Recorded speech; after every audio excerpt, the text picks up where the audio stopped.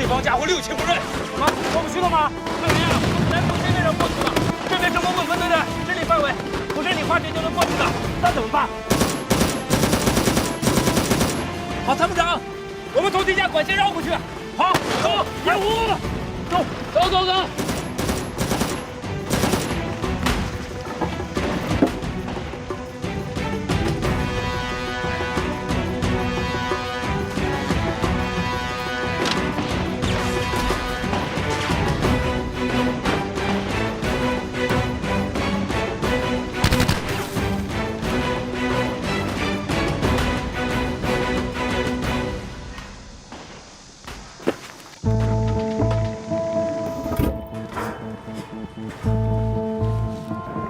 这边能不能通到3号指挥所？黄班长，把地下官网的资料调出来看看。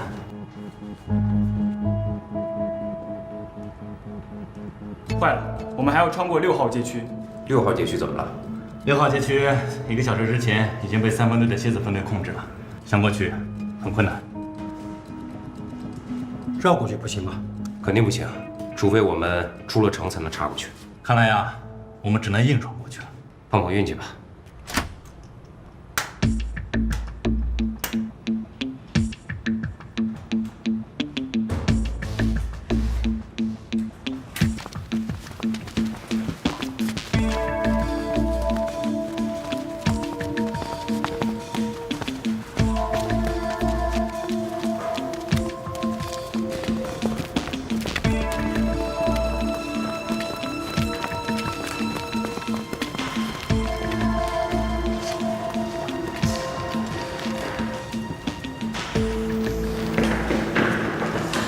首长，现在城市作战和过去的城市巷战有所不同。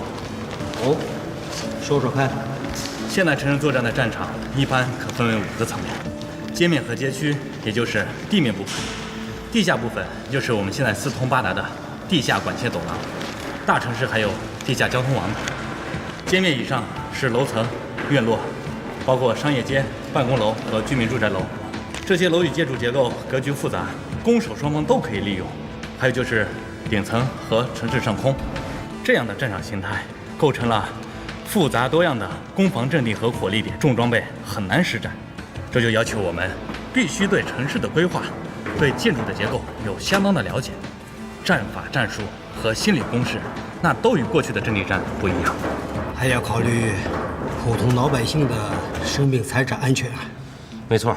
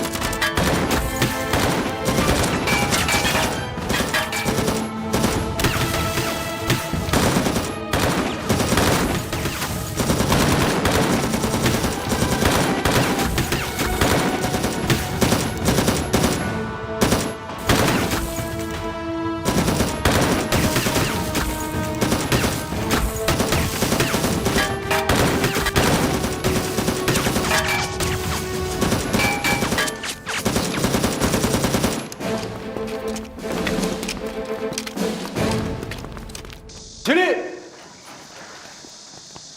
首长好。好。沈参谋长和洪副旅长马上就到，喝点茶等等他们。好，我来。首长这边请。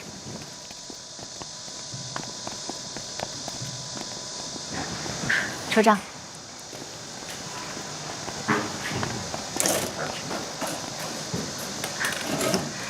首长，这是我的战地小茶社。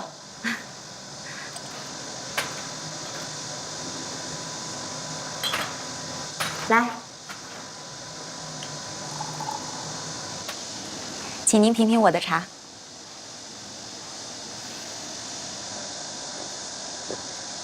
不错，味道不错。没想到你们城市战训练中心里面还有这么一个别有洞天的地方。哎呦，这挺热闹啊！组长好。啊，好。谭组长，来坐。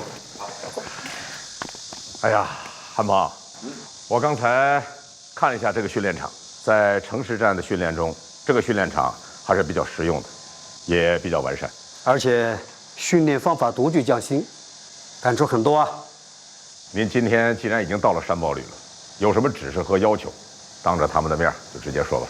最近军委工作组准备在年度跨战区对抗演习中加入专业化蓝军对抗训练的内容，已经安排了空军空降旅、山鹰旅、海军陆战旅、海啸突击旅进行一次山地战对抗演习，代号为“勇士行动”实兵对抗演习。两支部队已经进场训练1个多月了。那这么说，我们没戏了。是的，可是后来有人提出要加戏，麻烦就出在你们沈军参谋长这里了。2个月前呢，我在全军训练工作会议上汇报了山堡旅的训练情况，陆总领导和军委领导都十分重视。前几天呢，突然指示要我们山堡旅也参加勇士行动，不设预案，不给准备时间，包括我们扮演什么角色，是蓝是红，都没有肯定。谭组长又是勇士行动的演习总指挥，他就犯难了，就跑过来想跟你们商量，想听听你们有什么想法和要求。那这回戏好看了。戏？什么戏？这不是《三国演义》吗？这回的观摩团可是军事专家，他们可不是来看热闹的，是看门道的。不管是《三国演义》也好，《三军演义》也好，你们山堡旅是必须参加的。参演部队的基本情况已经上报，现在难就难在山堡旅去了干什么，演什么，展示什么，怎么给专家组解释这次演习的目的和内容。勇士行动演习中，海陆空都有了，肯定热闹非凡，看点纷呈啊。山堡旅参演是确定无疑的，但是怎么参演，到时候再说。什么时候出发？明天。可人家红蓝双方演习预案已经有了，咱们既不是红方，也不是蓝方，打谁不打谁都不清楚，这去了不是搅局吗？对，就去搅局。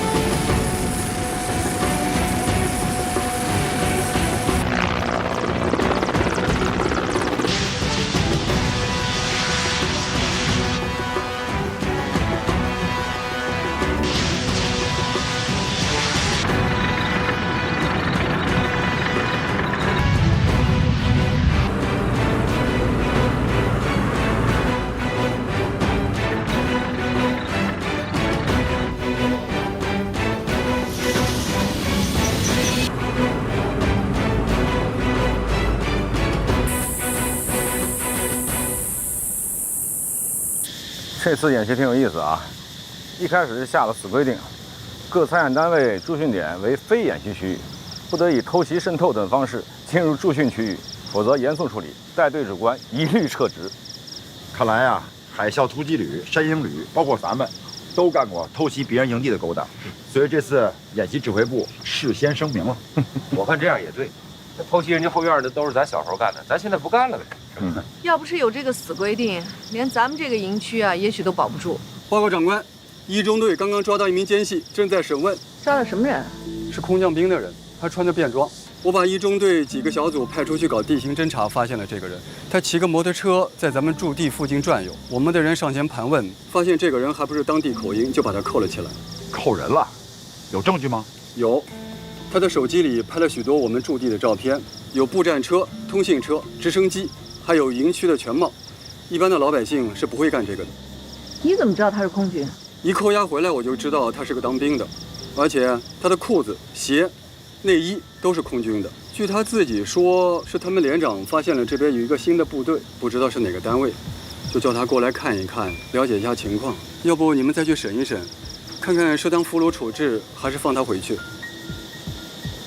这样吧，放人呢肯定得放，但抓了也不能白抓。谁抓的？孙乐乐、孟涛、艾佳他们几个。我看啊，来的都是客，就让他们几个出面请他吃一顿，但是要传递一个信息，告诉他，我们是临时被调到这儿来给专家组搞保障的。对，就这么说，快去吧。是。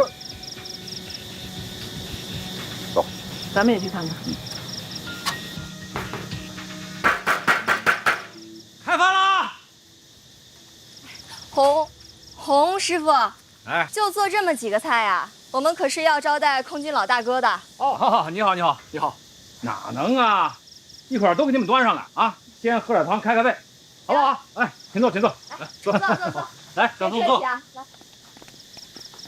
我们这儿呢条件有限啊，随意。还说条件有限呢？你们这是开洋荤呢？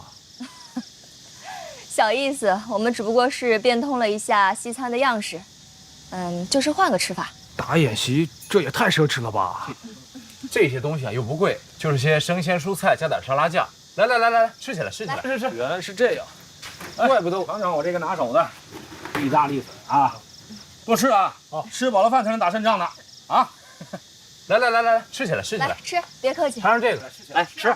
这个都是西餐大菜呀！我们呢是专门保证专家的部队，专家级别高，这规格自然就高。我们呀，顺便也就沾点光。嘿，你今天来啊，算是捞着了。原来是这样，怪不得我们旅长叫我们侦查侦查。这突然冒出来一支部队啊，我们旅长他也紧张。快吃啊，别客气。哎，来，吃点这个牛肉。这朋友啊，是空军的朋友，一开始说是他们连长派来的。后来又说是他们旅长派来的，有谢。不错，好吃吧？怎么样？不错，你也尝尝。哎，小宋啊，你们的机场在哪儿啊？我们怎么都没有见过飞机啊？我们呀是空降兵，这次参加演习呢，主要是演练空降和地面作战。我们登机的地方在100公里外的小金湖机场。100多公里？那你这晚上还能回去吗？我不用回去，我们侦察排就住在16里铺的村子里。我听说这演习都是有预案的，怎么还有侦察呀？你们啊是陆军部队，跟演习没关系。我们主要是想了解海军陆战队的情况。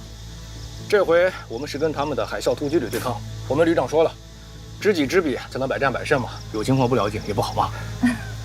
说得对啊。哎，你们旅长倒是真有才啊。那可不，之前就是特级飞行员，飞行团团长。尝尝，正宗的英国红茶。哎，你的。哎，谢谢。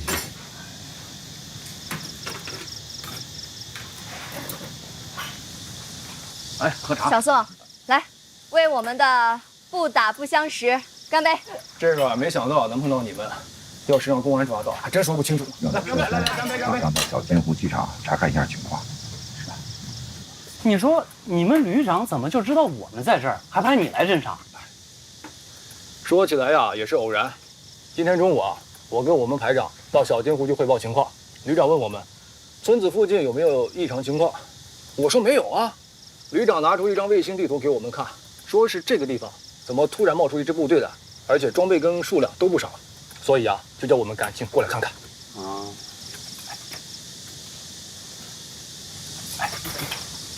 哟，空军老大哥来了。对不起，首长，我不是空军老大哥，只是一名小侦察员。空军侦察员，怎么跑到我们地面上侦察来了？我们是空降兵部队的，地面侦察是必须的。你们是？哦，我们是搞保障的，跟他们这一块儿搭伙吃饭。你们旅长叫什么呀？姓夏侯，叫夏侯兰。夏侯兰，大名鼎鼎的山鹰旅的旅长啊。您认识他？我不认识，但是我听说过他，非常会打仗的一个旅长。旅长没错。哎，明天你们跟海啸突击旅打有把握吗？当然有把握了。不过明天是预演，摆样子给专家看的。我们攻，他们守，已经预演了好几天，闭着眼睛都能搞定。后天呢是真正的对抗。哎，那我祝你们成功啊！来，干杯！你们继续吧啊！好，这来，吃，继续吃，好，请坐。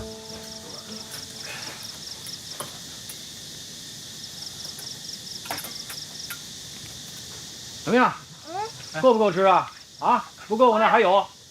够了，你们真是太热情了。别客气，咱们都是战友，客气啥呀？吃。我们旅长还让我们盯着你们的一举一动，还防着你们偷袭我们呢。我们干嘛要偷袭你们啊？就是呀。我们的任务是保障专家组，跟你们演习没关系。可不是嘛。那个，我呀不能多待了，我得赶回去了。怎么这就不吃了？说是不是着急回去汇报对我们的侦查情况？哪儿的话呀？我们真正的威胁是海啸突击旅，可这情况我也得汇报呀。班长，毛豆这袋油已经给你加满，就在外面放着。好，谢谢啊。刚才我就是随便说说，都是为了工作嘛。哎，什么时候有机会带我去你们空降旅看一看呀？好啊，我们这回呢，一共是来了3个营，1个直升机中队，旅部指挥中心就在小金湖机场。哎，你们部队住的倒是挺集中啊，骑着摩托车就跑过来了。哪呀？除了旅指挥部和直升机中队在小金湖机场，1营在5号房区，2营在6号房区，3营呢安排的更远，在8号房区，相距都在100公里开外，来回啊得大半天呢。我呀真得走了。哎，这就走了？不吃了。谢谢啊。行，慢慢走。常来啊。好，哎，不用送了，回去吧。走了。哎，好日常来啊。好。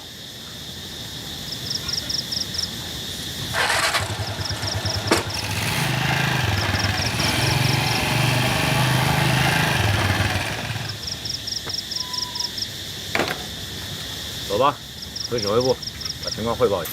是。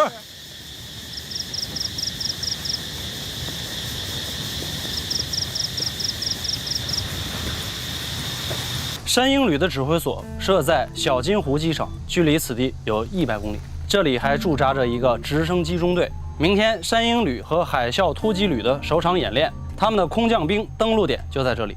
小金湖机场呢是五峰山训练基地的一座临时机场，供参演部队飞机临时停放起降用。所以我估计他们的运输机应该会在明天开打之前才会飞过来。它的3个作战营分别设在5号、6号和8号分区，其中8号分区的作战3营离中心演习场地有100公里。汇报完毕。不错，你们几个今天是搂草打兔子啊，收获很大呀。他们还有一个侦察排住在16里铺，16里铺距离我们这儿大概有10公里左右的路程，我们要不要把他们端掉？你们今天辛苦了，先回去休息，我们会考虑的。是。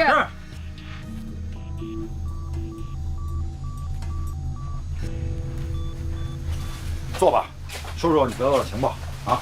是，这次勇士行动对抗演习，海空2个旅实力基本相等，都是3个营。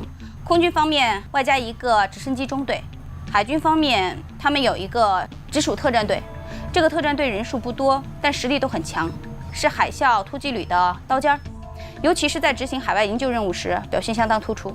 山鹰旅的3个营实力相当，编制为摩步突击营，他们都是经过特战训练的。海啸旅的旅长姓汪，刚调来不久，对他的情况了解的不是很多。你就重点谈谈山鹰旅旅长夏侯兰的情况。是。山鹰旅组建时间较短，能收集到的情报有限。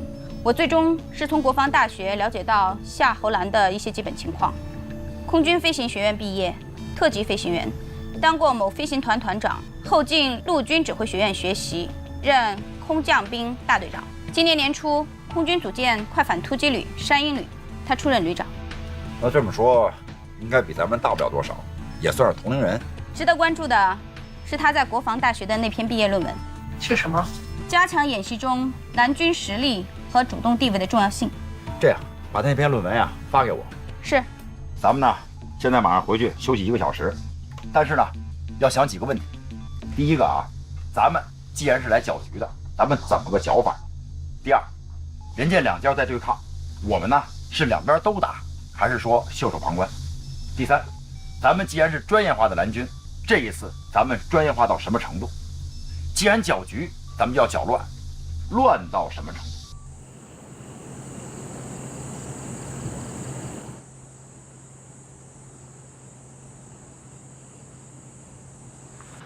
哎呀，英雄所见略同啊！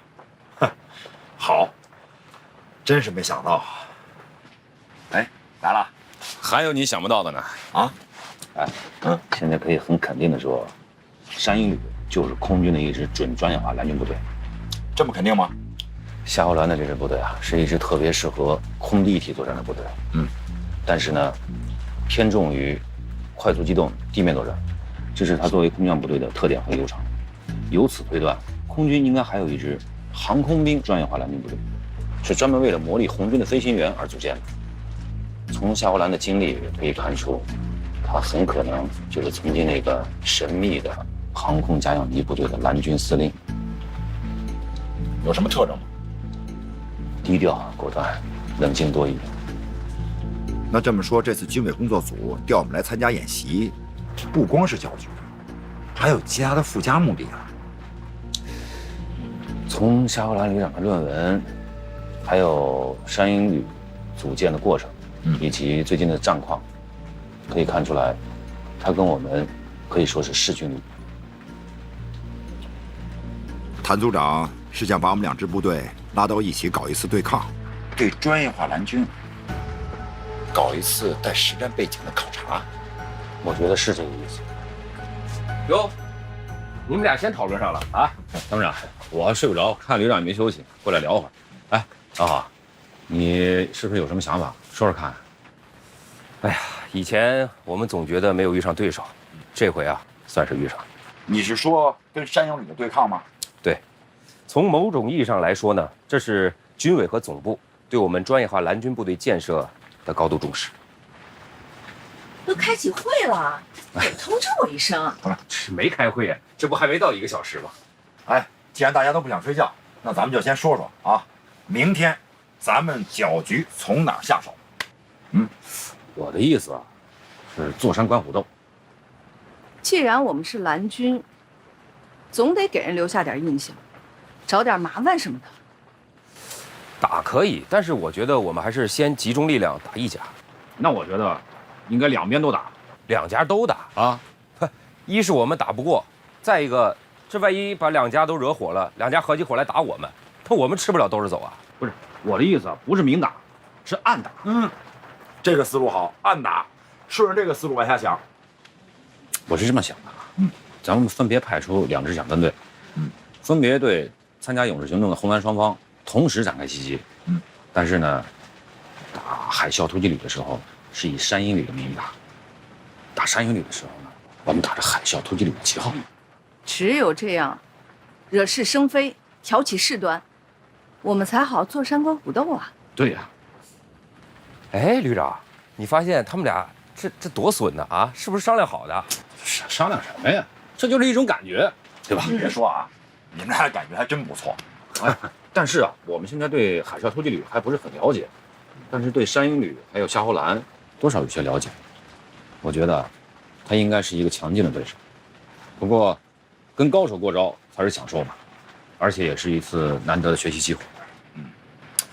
这机会是没错，但就看怎么学。我看啊，主动登门请教，先登门，后请教。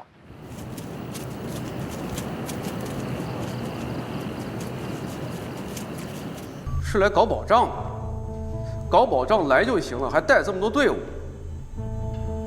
还有什么特点？你感觉不一样吗？我感觉他们挺热情的，知道我是空军部队的，还请我吃西餐呢。而且他们有时候说外语。哦，还有几个翻译。也是吃西餐，还请我喝茶呢。完毕。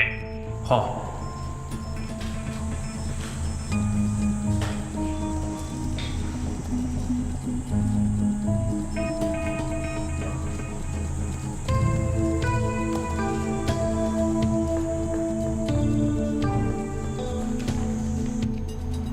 桂参谋长，海啸突击旅有没有什么部署上的变化？目前没有发现什么异常。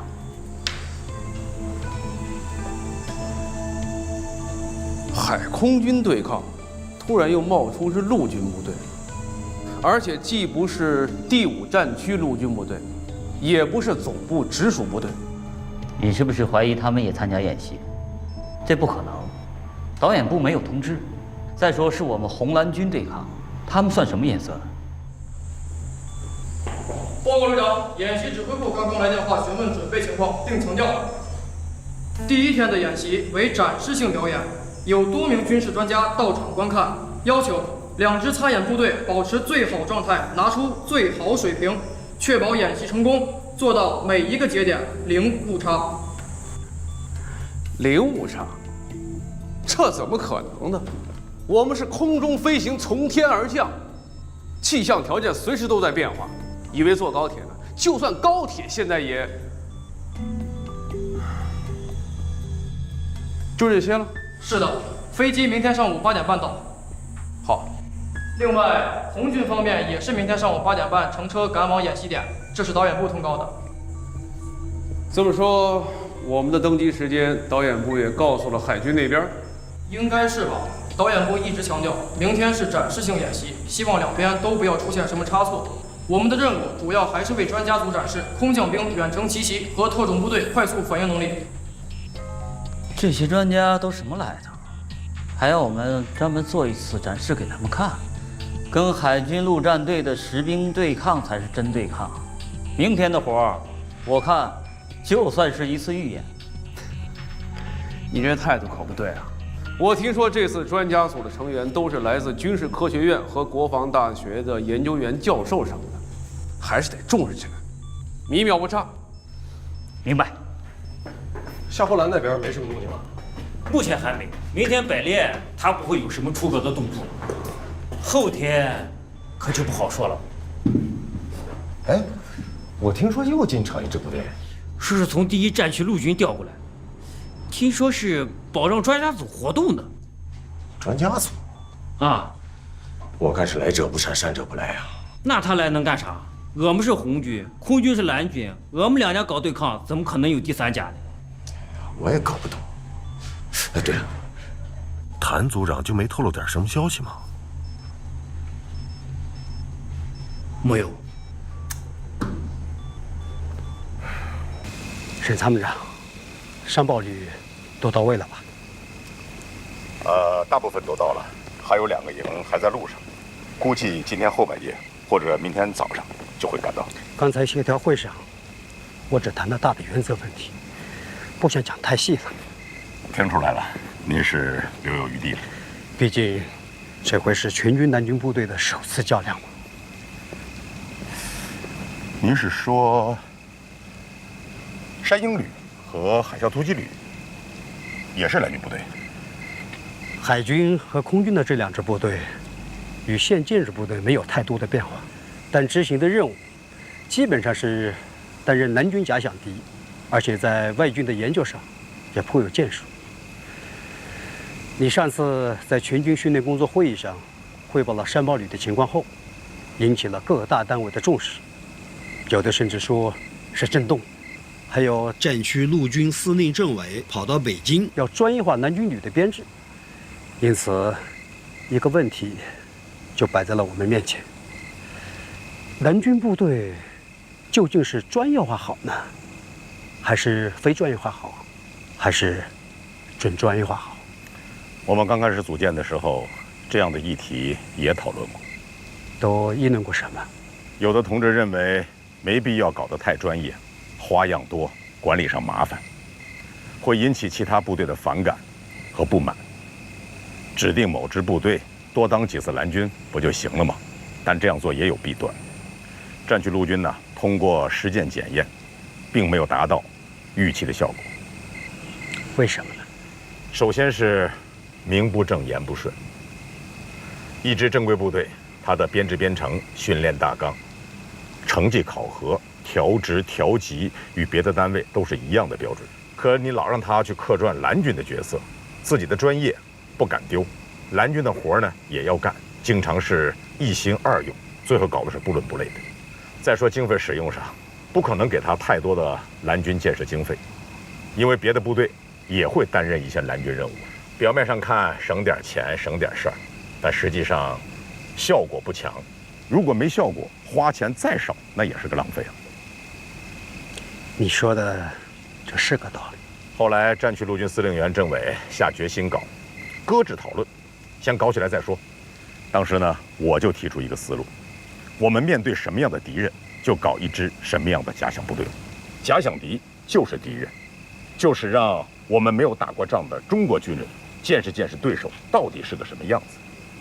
观念一变，思路也就变了，想法呢也就出来了，而且放手让韩鹏、童飞他们去搞，我们当领导的呢就给他们兜着。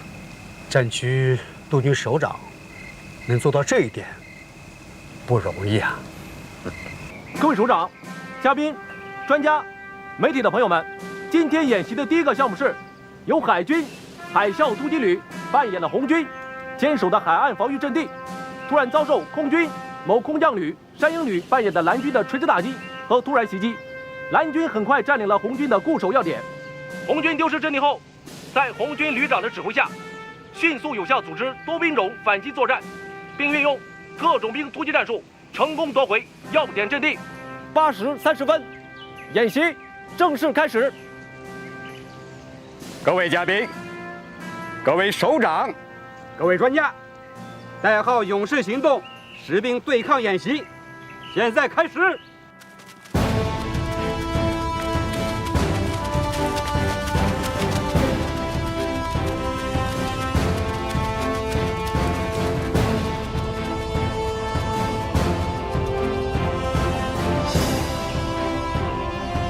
各位首长、专家，在我们观礼台正前方的阵地，是由我海军陆战队精英战士组成的海啸突击旅，作为红军守卫的1130防御阵地。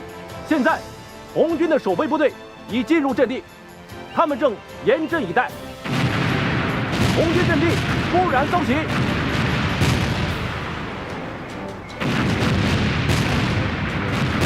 我们现在看到的烟火和炸点显示，是由空军山鹰旅扮演的蓝军正在对红军实施远程火力打击。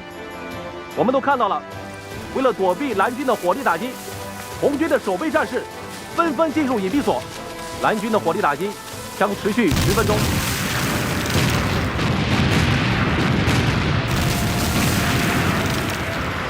接下来，我们将会看到一幕十分宏伟壮观的现代战争场景：蓝军山鹰旅空降兵集群将会飞临红军阵地上空实施空降，给予红军坚决的垂直打击。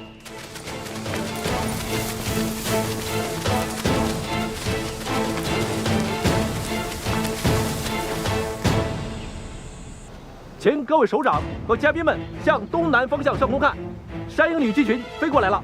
看，出现在我们眼前的是由2架歼10战斗机组成的对地攻击编队，他们将用空地导弹对海啸突击旅阵地再次实施第2波次的打击，以清除红军的残余部队，为空降作战扫清障碍。现请看，我们的空降兵到了，他们将从3000米的高空跃出机舱，1分钟后安全着陆并期间，向1130发起攻击。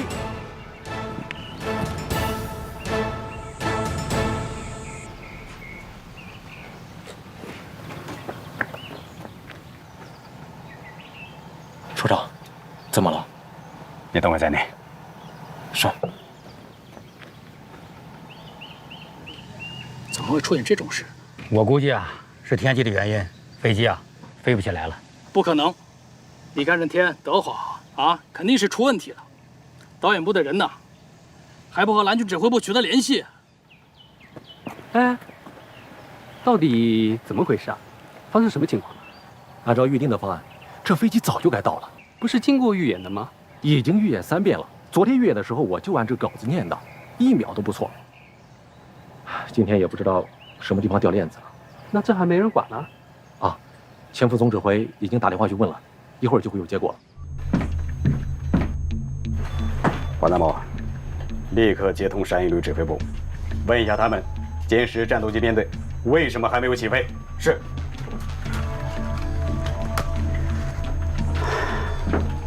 喂，喂，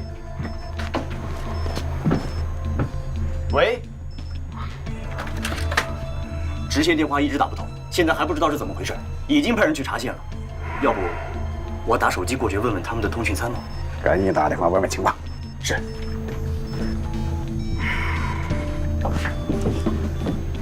哎呀，怕出事，怕出事，还真的出事了。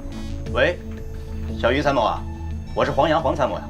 对，你们那边是什么情况？电话一直要不过去。什么？副总指挥，线路被人切断了。先不管谁干的，先问一下他们飞机为什么不起飞。是。喂，你赶紧告诉我，飞机为什么没起飞？这边演习已经开始了，没见着飞机过来，也没见人跳伞，怎么回事啊？什么？你再说一遍。遭到红军袭击？不可能啊！红军刚才还……红军小分队。好，副总指挥，小金湖场站那边遭到了红军的袭击，运输机飞过来了，但是没法降落，又回去了。我是秦副总指挥，叫你们夏侯旅长接电话。对不起，首长，夏侯旅长正在指挥对红军小分队的反击，不在指挥所。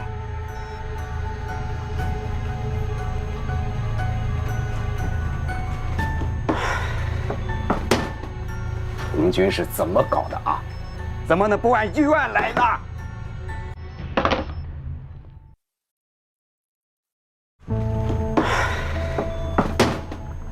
红军是怎么搞的啊？怎么能不按预案来呢？喂，我是黄参谋，接通了。好，太好了，把所有显示器都打开，前方信号过来了。是。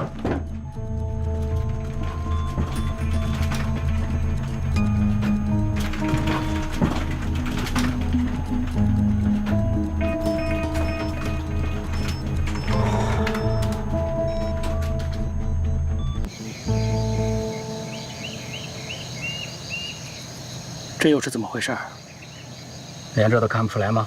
这是红军来了个长途奔袭，把小金湖机场占领了，飞机不能起飞了。可是之前的预案里没有这样的安排呀。战场形势瞬息万变，只允许你蓝军偷袭红军的守备阵地，就不允许红军偷袭你的机场吗？我问你的不是这个，演习方案有改变，可以提前通知吗？你现在袭击了他的机场，我们坐在这观摩台上看什么呀？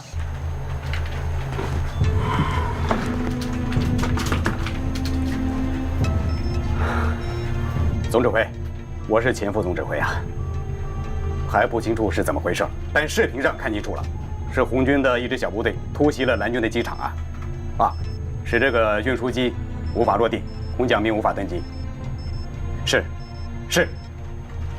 我马上问问清楚。黄参谋，到，你想办法联系上红军指挥部，问问这次行动是谁在指挥的。是。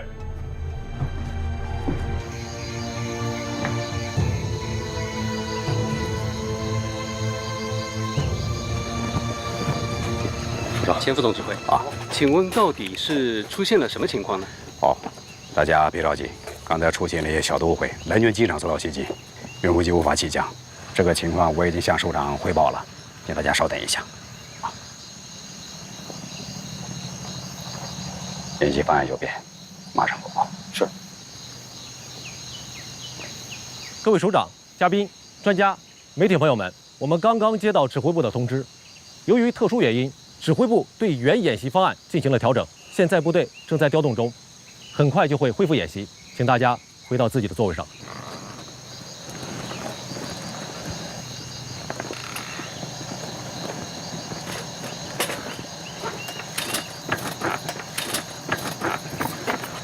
前副总指挥跟红军方面联系上了。他们为什么要突袭小金湖机场？首长还是你跟他们说吧，是红军参谋长。李参谋长吧，我是前副总指挥啊。你们这个什么？是蓝军违规先袭击你们一营的装甲车分队，这怎么可能呢？李参谋长，先不说你那边情况，马上通知你的小分队停止袭击小金湖机场。谁先袭击谁，我会查清楚。先把你的人给撤回来。前副总指挥，听说我们派兵袭击蓝军机场了，简直是无稽之谈嘛！无稽之谈，李参谋长，我都看见了，你机场上全是你的人。你怎么不看看我们的现场？全是蓝军的兵，全是山野旅的人。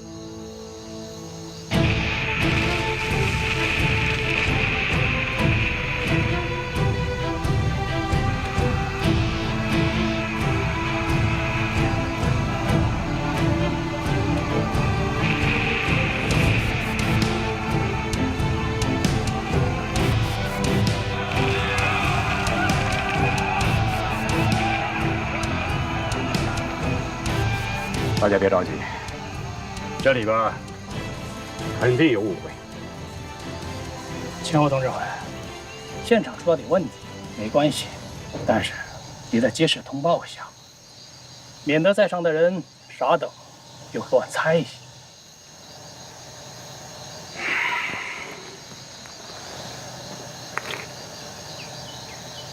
情况呢是这样的啊，按原定计划，蓝军空降兵分成2架运输机飞临红军阵地上空，实施伞降，并占领阵地。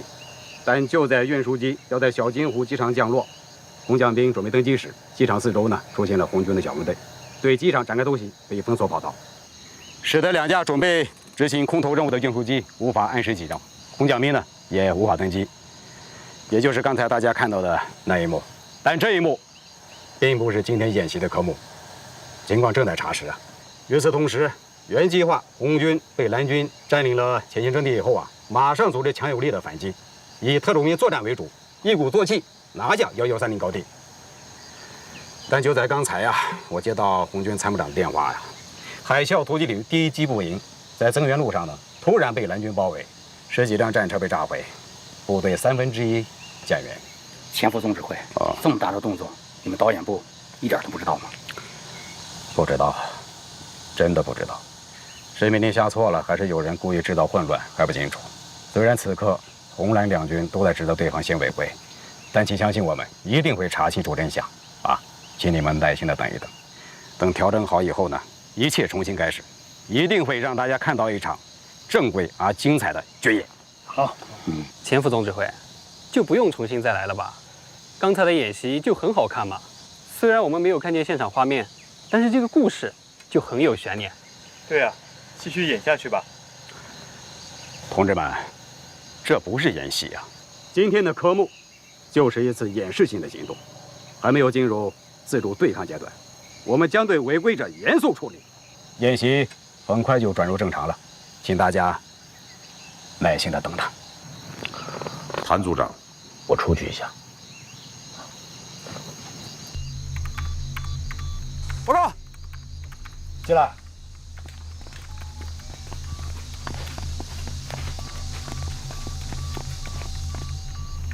报告旅长，突击小金湖机场任务完成归来。怎么用了那么长时间啊？我们为了不让山野旅发现，飞机绕了一大圈过去的。返航的时候，他们的雷达一直跟踪着，我们又绕了一大圈。到现在，夏侯兰他们到底都不知道是谁干的。好样的，干得好，辛苦了啊！哎，珊珊，你们信息情报中心没收到什么情况吗？现在啊，是山鹰旅在骂海啸旅，红军呢也在骂蓝军。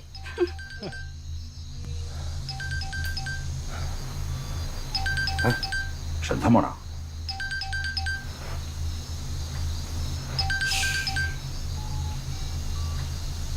首长好，我是韩鹏。两边的袭击都是你干的。韩鹏，你回答我。您是让我实话实说吗？废话，当然实话实说了。都是我们干的，不是您让我们搅局吗？虽然我事先已经知道山豹旅的介入就是来搅局的，但没想到他们打响了第一枪，竟然是在红蓝两军的展示性演习中动起手，而钱副总指挥还蒙在鼓里，真不知道下一步该怎么收场啊！沈参谋长什么意思啊？一句话没说给挂了。那到底是赞成还是反对啊？这一句话都没说，我哪知道什么意思啊？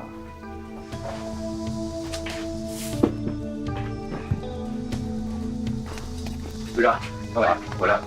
长官，我是伏击任务完成。哎，你们也是绕道回来的吗？没错，差点都没油了。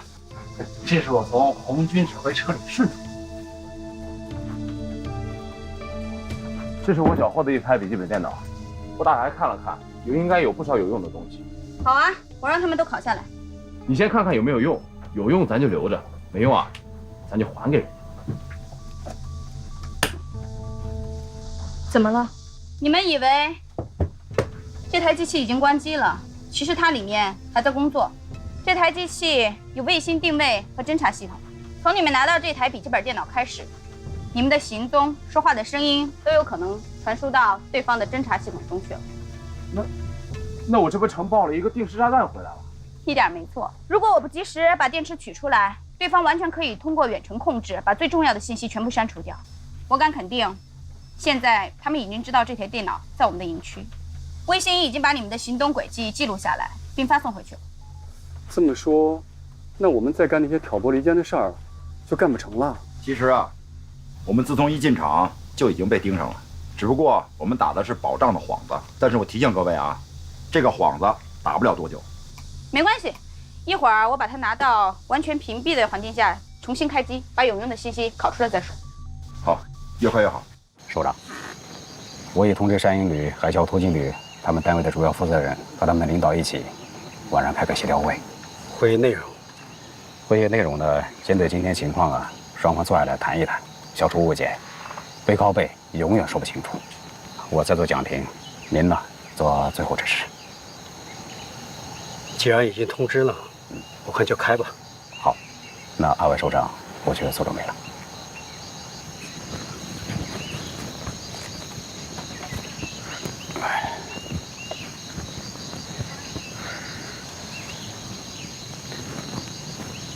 山豹旅干的，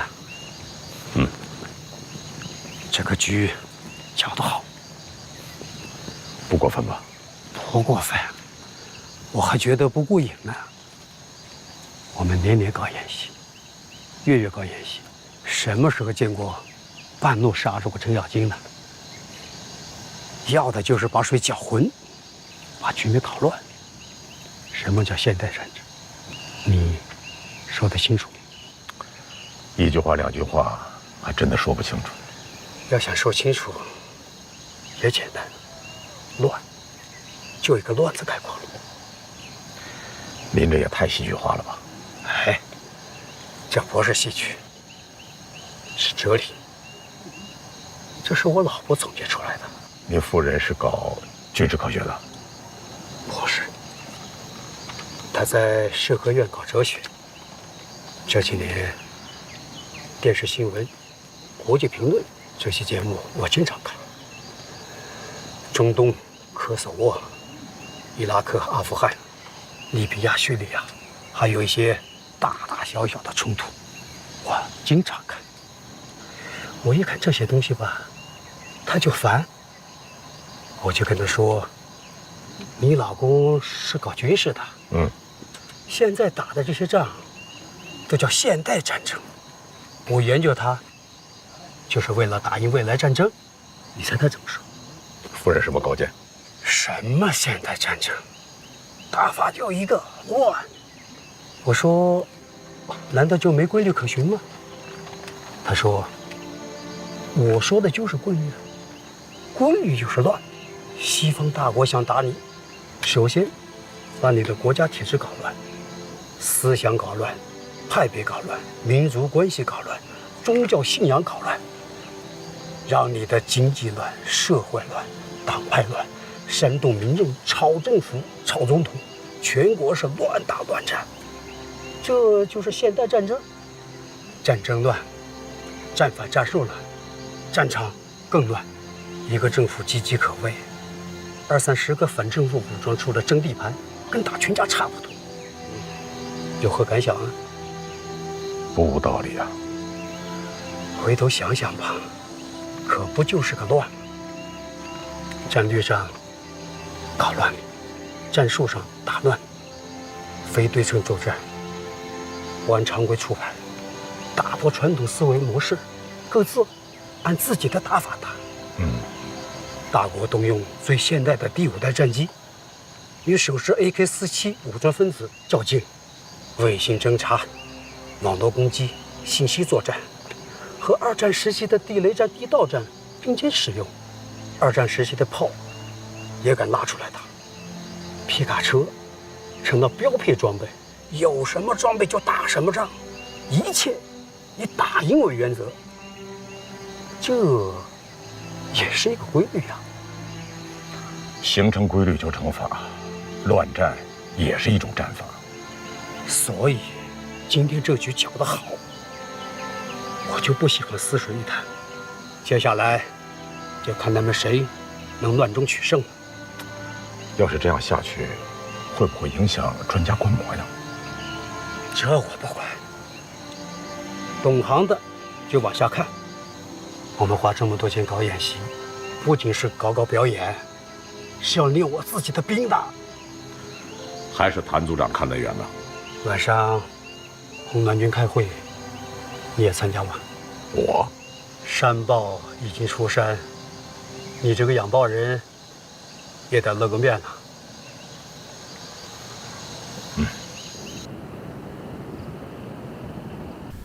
首长，我说两句。第一，今天这件事情的确出了蹊跷，也很意外。刚才王旅长坚决否认曾派兵对我们发动袭击，我们也不可能无中生有地承认我们曾派兵偷袭过海军。从这个现象推断，我不得不坚信我的怀疑，在我们红蓝两军之间，还有一支部队存在。你说什么？还有第3支部队？如果有，这支部队就是昨天下午才进场的，前来保障专家组的那支神秘部队。好，夏胡旅长，那么这支部队袭击你我又有什么意义呢？他们这么做图什么呢？他们图什么？你只有去问他们，别的我不想多说。今天的表演，如果首长认为明天需要重来一次，我奉陪到底；如果不再表演，我们就按演习计划进行实兵对抗。没问题。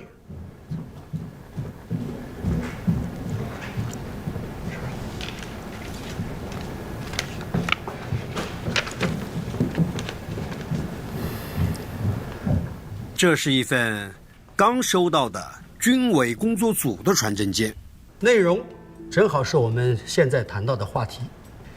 今天这批专家看完演习后，按计划要返回北京，但他们通过各自的渠道向上级请示，要求留下来继续观摩。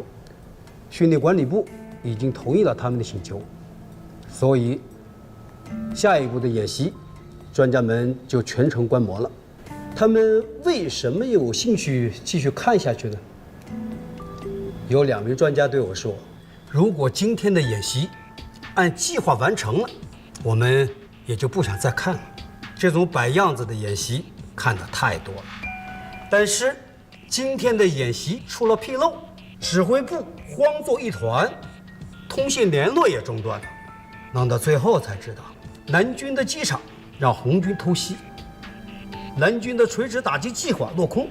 后来又听说，蓝军派出一支部队长驱直入，打掉了红军机步营。因此，他们很有兴趣要继续看下去。为什么呢？谁胜谁败不清楚了。如果照现在这样打下去，你们两家谁胜谁败，我也说不清楚了。钱副总指挥，可以通知专家团，明天留下继续观摩。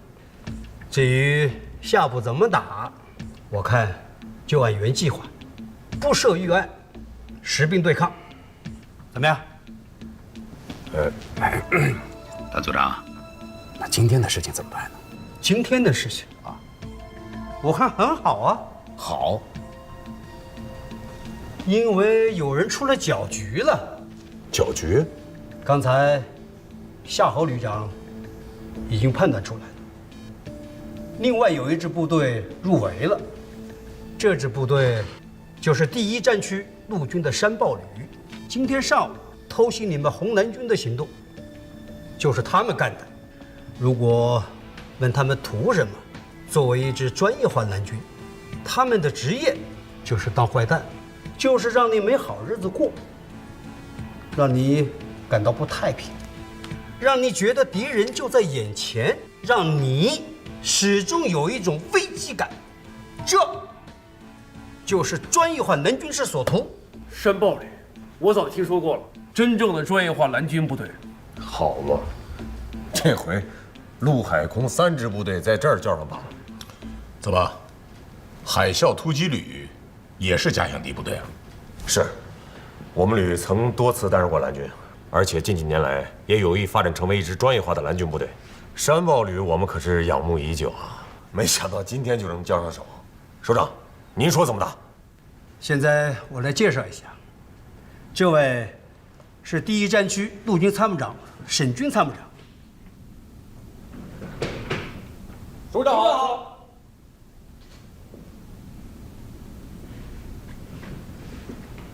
沈参谋长多年从事专业化蓝军研究，也是山豹旅的创始人。至于怎么打，还是说说你们的打算吧。谭组长，我认为还是我们和山鹰旅先打，谁赢了就和山豹旅打。我想先跟山豹旅打，胜者再跟海啸突击旅打。我的意思啊，一块儿打。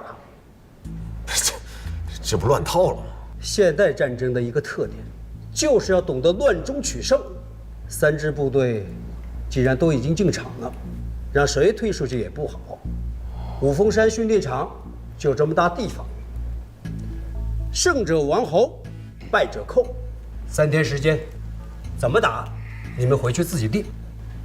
我们只看热闹。3天之后，看谁的损耗少，看谁占的地盘大，谁就是胜者。是，没问题。谭组长，这样行吗？3方对抗咱以前没搞过，道条怎么弄？怎么判定裁决？观摩活动怎么去组织啊？我看没什么不行的。钱副总指挥，我问你，未来战争你打过吗？没有。对，我也没有，在场的人谁都没有。如果明天就爆发战争，你怎么办？举起免战牌，对敌人说：“我还没打过未来战争呢，先别开枪。”好了，明天我就等着看《三国演义》了。看这架势，首长是想让咱们从红蓝军的地盘上抢夺一部分地盘。至少也得弄个3足鼎立的态势，否则我们就是败北回营啊，不好打。侯副旅长，困难在哪儿啊？如果是在咱们自己的战区范围内，咱们地域守，部队守，而且大多情况下我们处在暗处，而红军在明处，所以打起来啊，我们往往会占据主动。但现在不同啊，第一，他们表面上是红蓝军，我们是灰色部队，其实实际上就是3支蓝军部队在打对抗。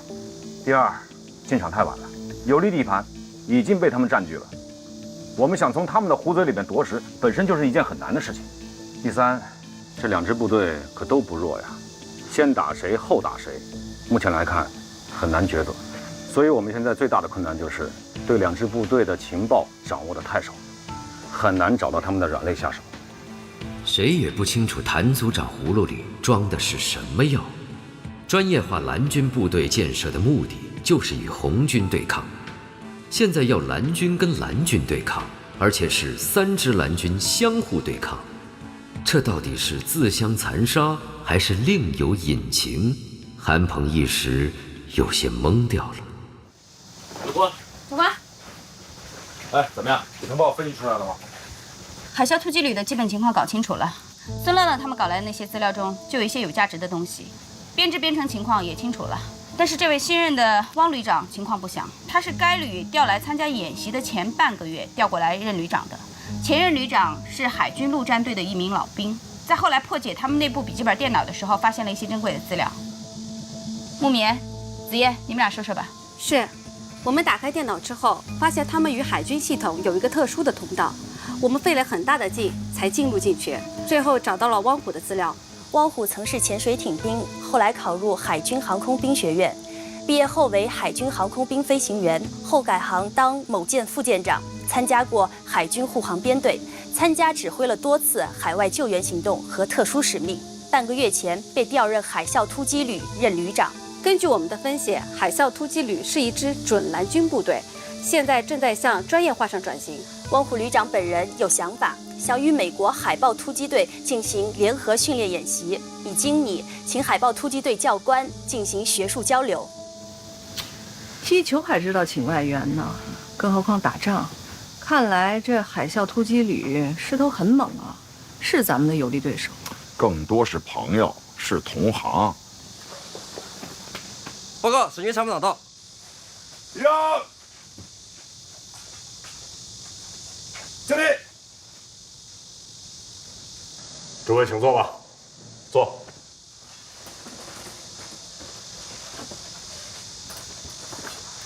韩鹏，面对2个强手，不知道该怎么打了吧？真的犯难了，从来没遇到过这种情况。要说1对1，我们没问题。对方无论是强手还是弱者，我们都有一套作战方案。可是现在是1打2，所以呢，我们一直没想出好法子。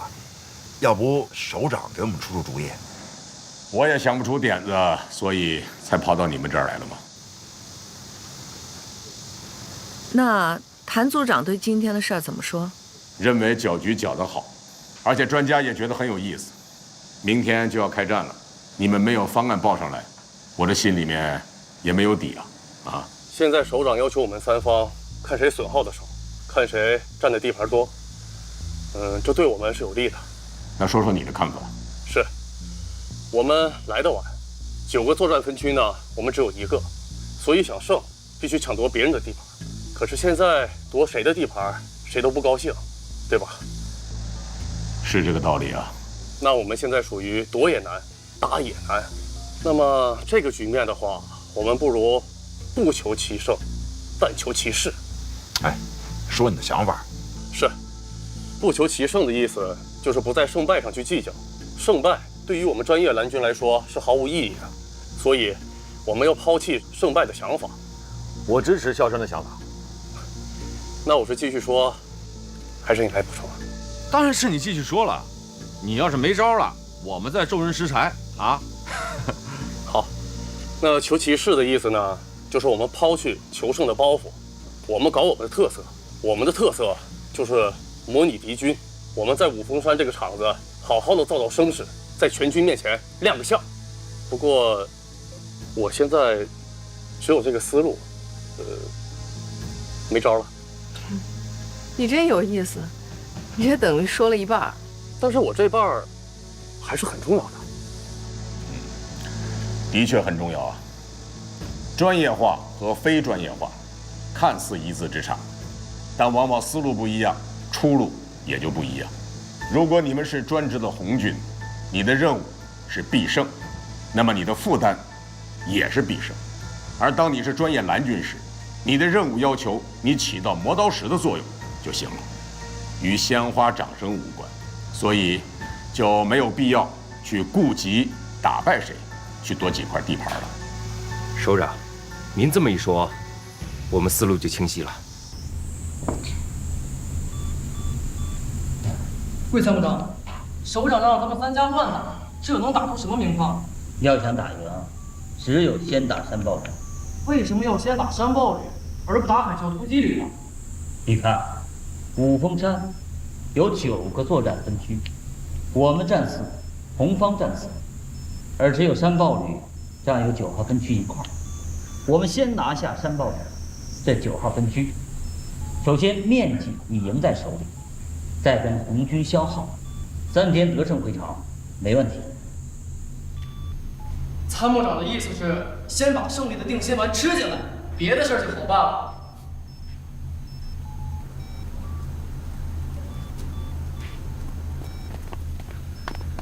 旅长，我们丢失的文件和电脑肯定在山豹旅手里，我们想派人去把它要回来。派人去干什么？他们愿意送回来就送，不愿意送就当我们的见面礼。可明明是他们抢的，最关键的是电脑存着机密文件和海军系统通道，一旦被破解，这后果不堪设想啊！你现在说这话不都是废话吗？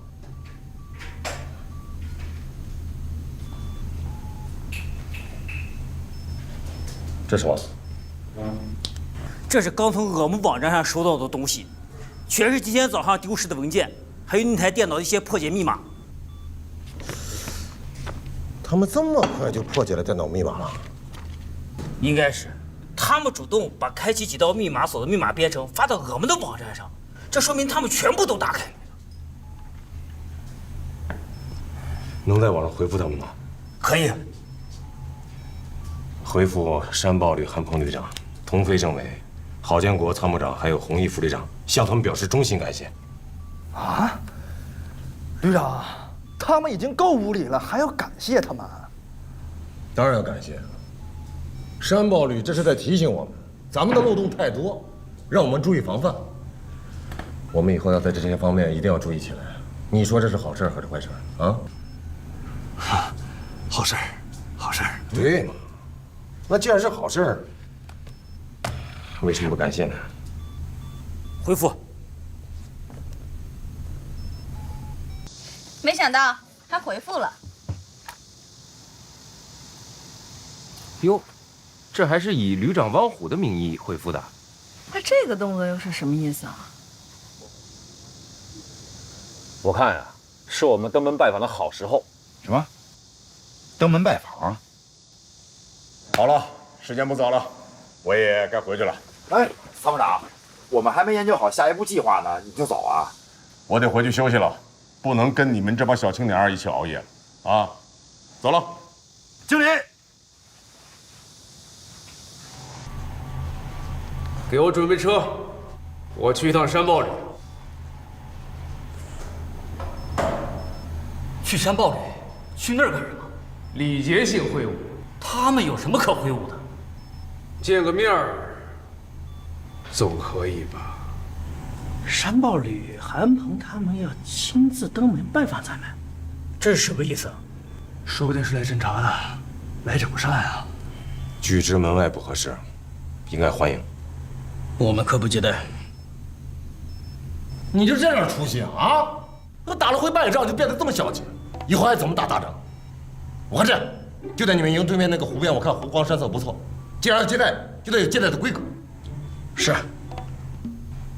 听清楚没有？是。给我倒杯水。倒杯水。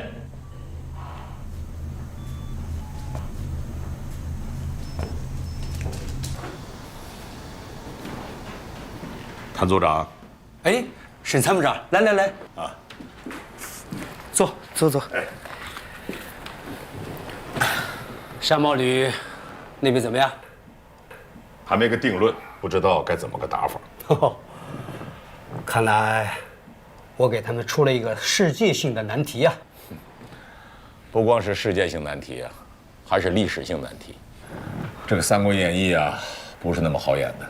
我也是随便说说，真让我打，我也挠头。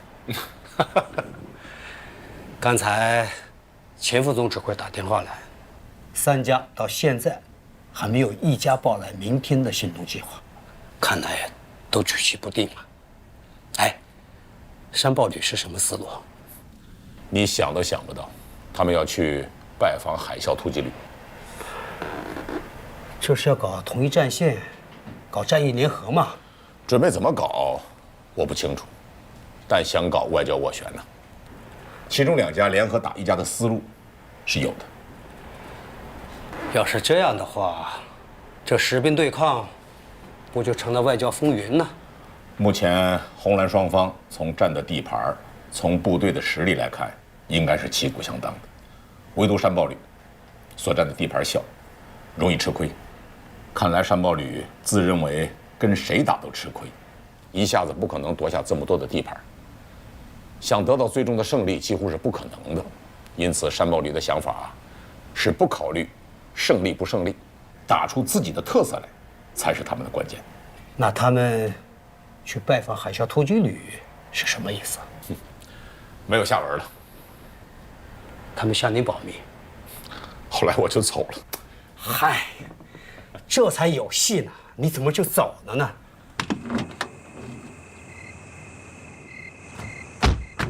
韩旅长，王旅长，欢迎欢迎，请。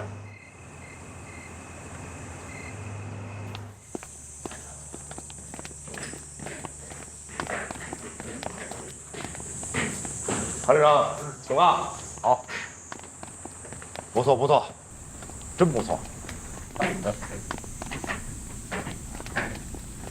各位，坐。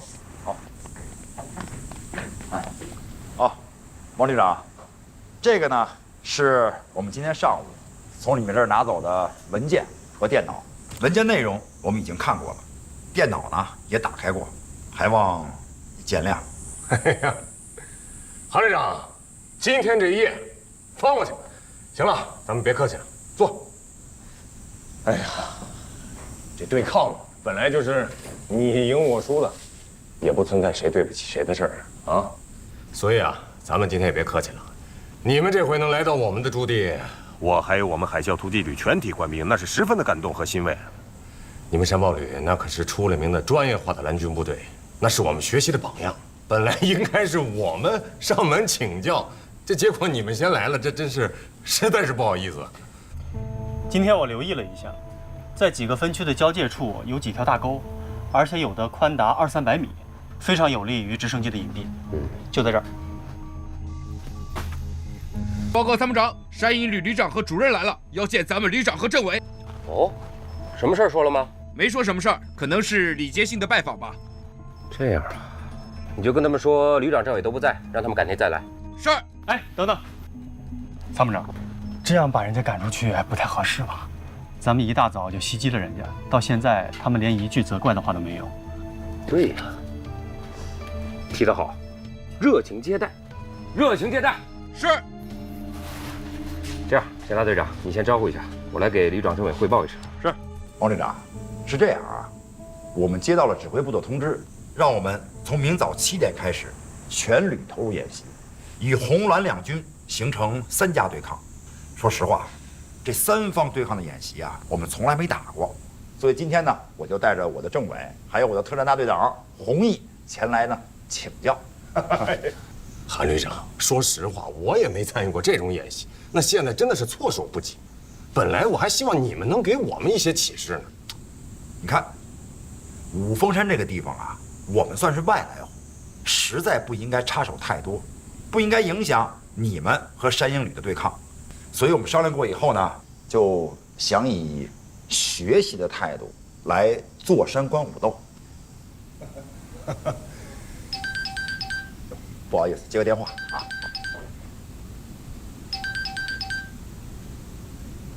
喂，我是韩鹏啊。长官，山鹰旅夏侯兰旅长和主任来了，说要见你们。哦，我跟政委啊在汪旅长这儿呢，没时间回去，你先帮我接待一下，啊。军科院的几位战友拜访我来了，没关系，我的参谋长呢已经替我接待了。汪旅长，我们的来意说得很清楚了吧？你的意思是，我们呢还是按照原计划打，你们不参与对抗？没错，就是我们的意思。我们来呢也是来表示诚意来了，想换取我们不对你们今天上午的行动进行报复。王旅长，刚才你可说了啊，这一篇已经翻过去了。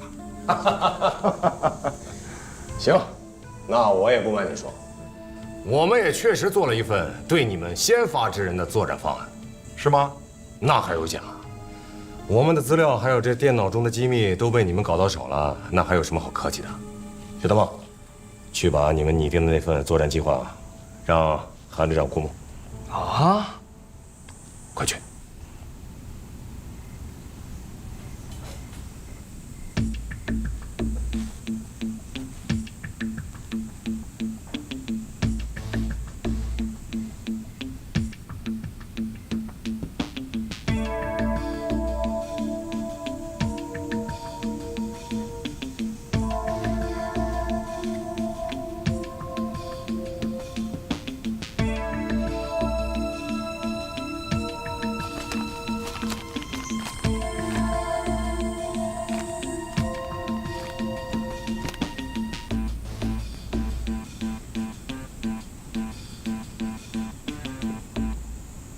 请喝水，请喝水。谢谢。旅长、主任来吃水果。啊，谢谢啊，谢谢。哎呀，二位旅首长啊，你们呀应该跟这个指挥部提前打声招呼，这样我们这个旅长政委那肯定会留下来等你们的。原本以为马上就开战了，你们的主官肯定留在营房研究战术，没想到还是出去了。哎呀，夏侯旅长啊，你又说笑了。你看，我们都不知道我们打的目标是什么，这怎么定计划呀？所以啊，这没事嘛，旅长政委就出去溜溜。哎，这二位同志是？哦，这位啊是我们的陆航大队大队长邢峰，这位呢是我们的新里战大队大队长冯孝生。看来你们的干部都普遍比我们年轻啊。哎呀，谢谢你们放弃了这份计划，否则我们在五峰山一天都待不下去。那韩旅长，这次演习里，你们打算是保持中立呢，还是偏袒其中一方啊？我们跟谁都无冤无仇的，原则上我们是保持中立的。那要是我们和山鹰旅打起来，你们不会从我们的背后发起突然袭击吧？那怎么可能啊？啊，肯定不会的。可是我听说，你们专业化的蓝军部队，那可不是说跟谁有仇就打谁，什么偷袭呀，还有制造麻烦呀，那可是你们的职业或者说主业呀。哎，这你说的没错，因为专业所以优秀，但我们选择的目标啊，要看该不该打。那我们该不该打？如果你们要该打的话，我们怎么可能来拜访你们呢？那你会不会帮着我们一起打山鹰旅呢？那我们得看看这个山鹰旅是不是该打。行，不愧是狡猾的山豹，所以我们绝对不会做虎豹相争必有一伤的事儿。行，我接受你们的中立。对了，原来啊，我们旅长政委啊还想亲自到你们机场去一趟，跟你们表示歉意。你看这二位主官突然来了，我们这也没什么准备的，是吧？敢问夏侯旅长，此行是？我几个月前就听说第一战区陆军有支专业化蓝军部队，说起来咱们也算是同行了，很想找机会切磋切磋，没想到今天一早就交上手了。当然，那会儿还不知道是你们，以为真是红军前来袭击呢。哦，对了，就是我们这个邢峰大队长打过去的。哦。